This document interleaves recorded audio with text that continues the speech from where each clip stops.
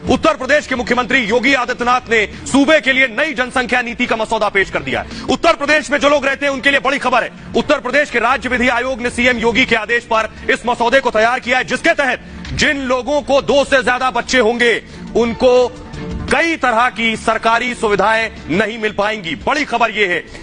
साथ ही किसी तरह की सब्सिडी भी नहीं मिलेगी अगर 2 से ज्यादा बच्चे होंगे, और ऐसे लोग स्थानीय चुनाव भी नहीं लड़ पाएंगे। मसौदे के मुताबिक 2 से ज्यादा बच्चे वाले अभिभावक 77 तरह की, जी हां, 77 तरह की सरकारी योजनाओं और अनुदानों का लाभ नहीं ले सकेंगे। जिन लोगों के 2 से ज्यादा बच्चे होंगे वो सरकारी नौकरी नहीं कर पाएंगे, यानी उन्हें सरकारी नौकरी नहीं मिलेगी। इसके अलावा जो लोग पहले से सरकारी नौकरी कर रहे हैं, देखिए जरा बड़ी खबर ये, अगर पहले से सरकारी नौकरी कर रहे हैं और बच्चे 2 से ज्यादा है तो उनके 2 से ज्यादा बच्चे हैं, उन्हें अब प्रमोशन नहीं दिया जाएगा।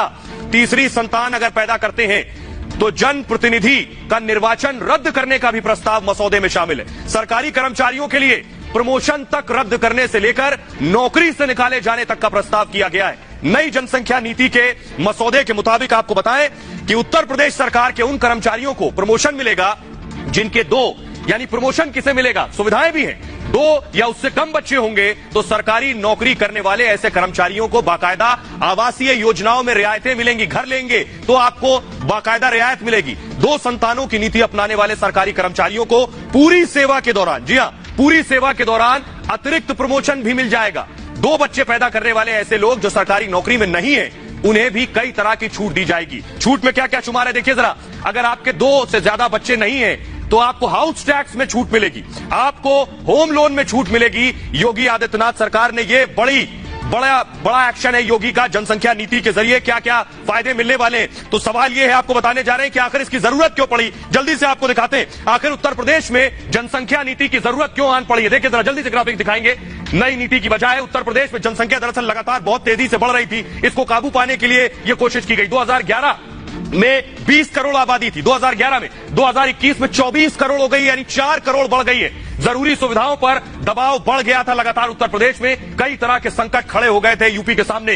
पानी की किल्लत शुरू हो गई थी, उत्तर प्रदेश का हाल जानते हैं। बिजली की खपत बढ़ गई थी कि आखिर बिजली कटौती यूपी में हो रही। रोजगार की समस्या पैदा हो गई थी कि यूपी में एम्प्लॉयमेंट नहीं है। गरीबी बढ़ गई थी यूपी में इस जनसंख्या वृद्धि की वजह से। शिक्षा में गिरावट आ रही थी लगातार, प्रदूषण बढ़ गया था यूपी में। तो यह वजह रही, दरअसल जरूरत थी कि जनसंख्या नीति को लेकर आया जाए। और बड़ी वजह मैं आपको बताऊं कि यूपी ने कई बड़े बड़े देशों को पीछे छोड़ दिया है, वो मैं आपको दिखाने जा रहा हूं। देखिए जरा, इससे पहले भी मैंने आपको दिखाया, लेकिन एक बार फिर से नजर डालिए जरा, यूपी ने कैसे दुनिया के अलग अलग मुल्क को जनसंख्या में पिछाड़ दिया है। देखिए जरा ग्राफिक्स आपके सामने।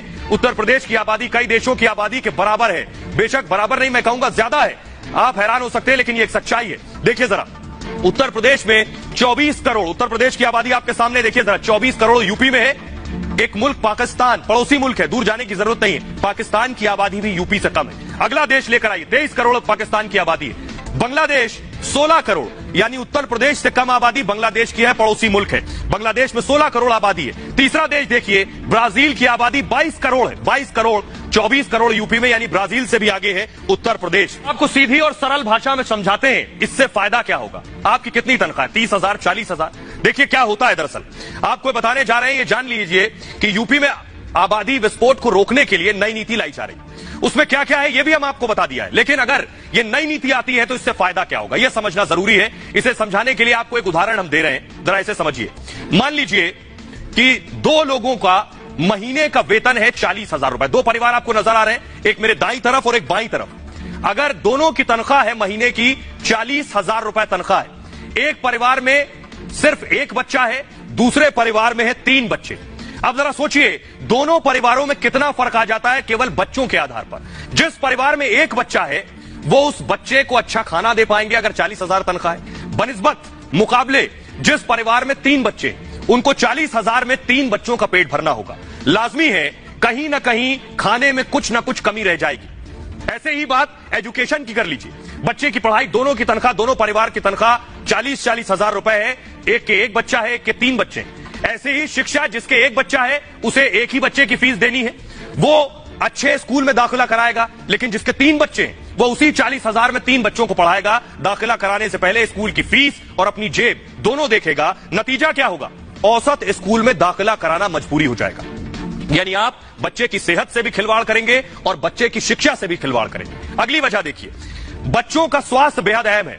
अब जिस परिवार के एक बच्चा है वो अपने उस एक बच्चे के स्वास्थ्य का ध्यान बेहतर तरीके से रख पाएगा जिसकी 40,000 तनख्वाह होगी और एक बच्चे की परवरिश करनी। जिसके 2 से ज्यादा बच्चे होंगे वो उस तरह से ध्यान नहीं रख पाएगा, क्योंकि डॉक्टरों की फीस से लेकर बच्चों के टीकाकरण और अस्पताल की फीस की बात मैंने की, इसके अलावा मेडिकल स्टोर का खर्चा, मान लीजिए दवाइयों का, ये सारे इंतजाम करने होंगे जो सीधे सीधे आपकी तनख्वाह पर असर डालेंगे। आधुनिक शिक्षा की बात करिए, पेशेवर शिक्षा की बात करिए, 40,000 जो कमा रहा है तो वो जब शिक्षा देगा, पेशेवर शिक्षा, तो शिक्षा आज के दौर में काफी महंगी है लेकिन जरूरी भी है। ऐसे में जिस परिवार में एक बच्चा है वो उसे अच्छी पेशेवर शिक्षा दे सकता है। थोड़ी प्लानिंग करनी होगी बस। जिस परिवार में 2 से ज्यादा बच्चे हैं वहां उन 3 बच्चों को एक जैसी उच्च शिक्षा देना मुश्किल हो जाएगा। नतीजा ये होगा कि यहां भी औसत कॉलेज ही देखना पड़ेगा। तो यानी सीधे सीधे इसका नुकसान क्या है ये मैंने आपको बताया। अब आपको बताते हैं, जल्दी से सुनिए यूपी के लोग क्या कह रहे हैं। आबादी के लिए हंटर तो योगी ने चला दिया है, क्या यूपी के लोग इसे स्वीकार रहे हैं? क्या यूपी के लोग गुस्से में हैं या उत्तर प्रदेश के लोग खुश हैं?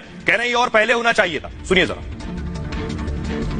जनसंख्या कम होना चाहिए जी, चाहिए बेहतर फैसला है। सरकार को हम लोग कोटि कोटि धन्यवाद देते हैं।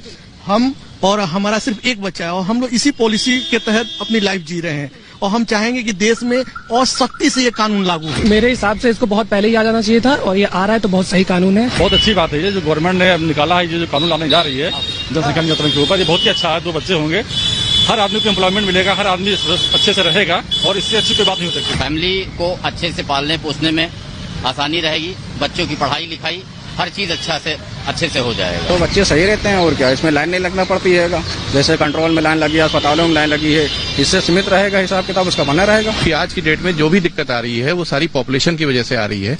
अगर करप्शन भी है कहीं तो वो पॉपुलेशन की वजह से है। तो पॉपुलेशन कंट्रोल हो जाएगी तो काफी चीजें कंट्रोल हो जाएंगी। जो फैसिलिटीज, मिनिमम फैसिलिटी है वो लोगों को नहीं मिल पाती। गवर्नमेंट भी चाहे तो भी नहीं कर सकती क्योंकि इतना ज्यादा पॉपुलेशन है। तो अगर हम इसको मिनिमाइज करेंगे तो अभी तो नहीं, उसका हमको जो रिजल्ट है वो आगे 10 साल 15 साल में दिखेगा। हमारा कॉन्स्टिट्यूशन प्रोवाइड करता है वी आर सेक्युलर कंट्री। यहाँ किसी विशेष जाति धर्म से देख के इसको नहीं देखना चाहिए। ये नेशनल इंटरेस्ट में बहुत जरूरी है कि पॉपुलेशन कंट्रोल, चाहे हिंदू हो चाहे मुस्लिम, कोई कम्युनिटी हो, that should be for all. तो योगी आदित्यनाथ ने आबादी को काबू करने का तरीका खोज लिया है, लेकिन योगी दरअसल अपने कड़े फैसलों के लिए ही जाने जाते हैं। सोचिए, चुनाव नजदीक है, उससे पहले योगी ने फैसला लिया। इससे पहले भी उत्तर प्रदेश को सुधारने के लिए योगी ने क्या क्या फैसले लिए ये आपको बता रहे हैं। उत्तर प्रदेश के मुख्यमंत्री योगी आदित्यनाथ ने जिस दिन से सूबे की कमान संभाली है उस दिन से उत्तर प्रदेश को उत्तम प्रदेश बनाने का उनका मिशन यूपी शुरू हो गया है। पहले माफिया, फिर यूपी की मूल समस्याओं का समाधान और उसके बाद सूबे के स्वास्थ्य ढांचे को जिस तरह से सीएम योगी ने संभाला है वो वाकई काबिले तारीफ है। सीएम योगी लगातार अपने मिशन पर काम कर रहे हैं। यूपी में अब तक योगी ने कई कानून बदलाव किए हैं और कई नए कानून बनाए हैं जिनकी जरूरत काफी पहले से महसूस की जा रही थी। सीएम योगी के कार्यकाल में अब तक कौन कौन से बड़े फैसले योगी ने लिए ये मैं आपको बताने जा रहा हूं। पहला बड़ा फैसला योगी का था लव जिहाद कानून। लव जिहाद पर लगाम लगाने के लिए योगी आदित्यनाथ कानून लाए। इसके अलावा गोवध अधिनियम योगी आदित्यनाथ लेकर आए। इसके बाद अवैध बूचड़खानों पर रोक लगाई और साथ ही साथ हिंसक भीड़ रोकने का कानून लाए। तोड़फोड़ की भरपाई पर कानून लाए कि अगर तोड़फोड़ करेंगे तो भरपाई भी आपकी जेब से होगी। विवाह पंजीकरण पर भी योगी आदित्यनाथ कानून लेकर आए। लेकिन अब सवाल यह है कि क्या सिर्फ यूपी में यह कानून की जरूरत है, क्योंकि पूरे देश की आबादी तेज रफ्तार से, बुलेट ट्रेन की रफ्तार से बढ़ रही है। जैसा मैंने पहले आपको बताया कि चीन को भी हम पीछे छोड़ देंगे, तो क्या इसी तरह का कानून पूरे देश में लाने की जरूरत है? यह मैं इसलिए कह रहा हूं, जरा देखिए पूरी दुनिया के मुकाबले हम कहां खड़े हैं। उत्तर प्रदेश, मैंने आपको बता दिया, उत्तर प्रदेश वो राज्य जो बड़े बड़े मुल्कों से आबादी में आगे हैं, लेकिन भारत भी पूरी दुनिया के अलग अलग देशों से आबादी में कहीं आगे। देखिए जरा, मैं आपको दिखाने जा रहा हूं हिंदुस्तान कहां खड़ा है आबादी के मामले में। योगी वाला कानून पूरे देश में चाहिए। 139 करोड़ आबादी भारत की है। अमेरिका देखिए 33 करोड़, कहीं मुकाबला ही नहीं है। 139 करोड़ और 33 करोड़, दूर दूर तक कोई कंपैरिजन नहीं। दूसरा देश देखिए जरा, रूस 14 करोड़ और आबादी हमारी 139 करोड़, कोई मुकाबला नहीं है। रूस हमसे 5 गुना ज्यादा बड़ा है। चीन देखिए 144 करोड़ और हम 139 करोड़, सिर्फ और सिर्फ 5 करोड़ का फर्क है। सोचिए जरा, जो चीन हमसे 3 गुना बड़ा है। इसके अलावा देखिए ब्राजील, हमारी 139 करोड़ आबादी और ब्राजील की 22 करोड़ आबादी। तो आखिर कैसे रुकेगी आबादी? वक्त आ गया है कि इस पर काबू पाया जाए।